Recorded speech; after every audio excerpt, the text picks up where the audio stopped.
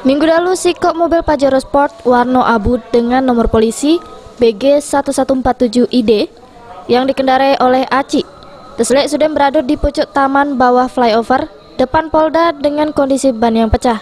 Karena kejadian tersebut, sebagian taman yang dilewati mobil tersebut rusak dengan batu-batu yang berserakan. Sopir mobil pas dimintai keterangan, mengungkapkan kalau dirinya hilang kendali, langsung banting setir ke kanan, sehingga langsung meloncat naik ke taman bawah flyover.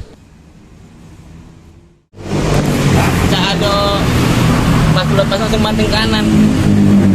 Apa tiba-tibanya itu, Kak? Licin Jalannya licin. Hujan dari itu. Oh, apa ada yang kamu elak dari itu? Elai. Iya, ada mobil lapor sana.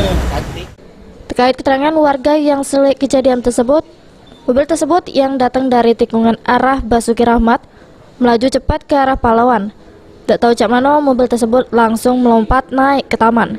Beruntung juru kejadian pada minggu lalu tersebut tidak memakan korban jiwa. Lurus patah untuk naik pojok. Langsung motor tahu begini. Motor keluar ini. Iya. Apa ngelak ya apa doanya itu? Ngelok gue tak kata ngelak ini yo. Katanya belok ya doanya. Langsung loncat dari itu. Langsung naik pojok ini melompat sekali 4-4 yang banyak. Sekali 4. Herwahyudi, PAL TV.